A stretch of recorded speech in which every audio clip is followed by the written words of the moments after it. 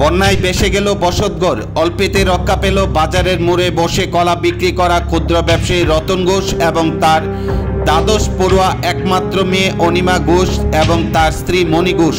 ঘটনাটি ঘটেছে চরিলাম আডি ব্লকের অন্তর্গত দক্ষিণ চরিলাম গ্রাম পঞ্চায়েতের ২ নং ওয়ার্ড রাঙ্গাপানিয়া নদীর তীরবর্তী এলাকায় গত ২২ আগস্ট।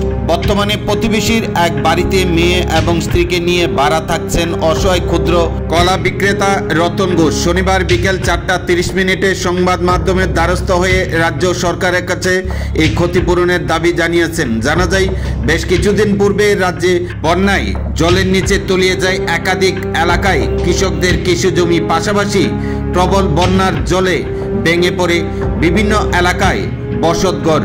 এদিকে চরিলাম আডি ব্লকের দক্ষিণ চরিলামের গ্রাম পঞ্চায়েতের রাঙ্গাপানিয়া নদীর তীরবর্তী এলাকায় রতন ঘোষের বসতঘরটিও ভেঙে পড়ে অল্পেতে রক্ষা পায় পরিবারের সদস্যরা। এই নিয়ে রাজ্য সরকারের কাছে ক্ষতিপূরণের দাবি জানিয়েছেন। এখন দেখার বিষয়, সংবাদ পরিবেশিত হওয়ার পর রাজ্য প্রশাসন উক্ত বিষয়ে কি ভূমিকা গ্রহণ করেন সেদিকে তাকিয়ে আছেন ক্ষতিগ্রস্ত পরিবারের সদস্যরা।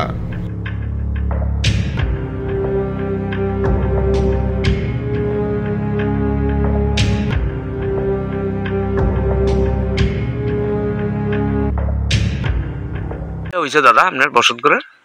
আর গত বুধবারে রাত্রিকার করে হঠাৎ করিয়া নদীর জল, রাঙ্গামাইনা নদীর জল এই রাস্তার উপরে দিয়ে আইয়া আমার ঘরের মধ্যে হঠাৎ করিয়া আমার বুক সমান জল।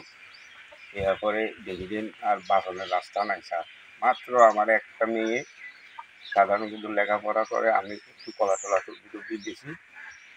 এই মাত্র স্যার ঘুমের টুইটটা দেখি দিন জল আমার বুক সমান হয়ে গেছে। হঠাৎ করে আমরা ৩ জন বাইরে কোনোরকম স্যার নদীর এই ঘর থেকে বাইরে যখন গরচুয়ারি আইছি তখন স্যার এই ওয়ালটা পুরাটা ওয়াল হয়ে গেছে। কেন স্যার আমরা এখানে এই আমরা সমাধি হইলে স্যার আমরা করে নিরীহ পরিবার, আমরা কিচ্ছু নাই স্যার। শুধু মেয়ের পাশের বাড়িতে এক বাড়িতে এখন বাড়াতে থাকি।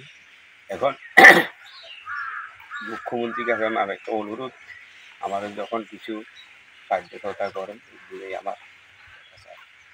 আপনার নাম কি? আমার নাম রতন ঘোষ স্যার।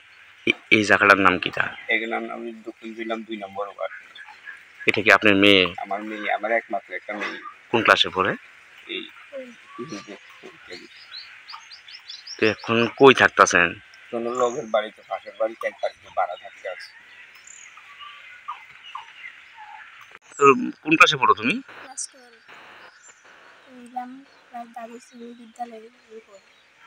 তো আমার এই বন্যায় সব ঘর দুয়ার তো সব উড়ে গেছে, তো ওখানে আমার পড়াশোনারও বেশি নাই। তো আমার বই টই সব ভিজা হয়ে গেছে, মাটির তল থেকে বই টই একটা একটা করে বাইর করছে। জল নামনি? এখন তোমার বই খাতা আসেনি? এখন ভিজাডি মানে আছে আর কি, মাটির তলের থেকে বাইর করছে একটা একটা করে। এরকম তো পড়াশোনার কোনো ইয়ে নেই, কেমনি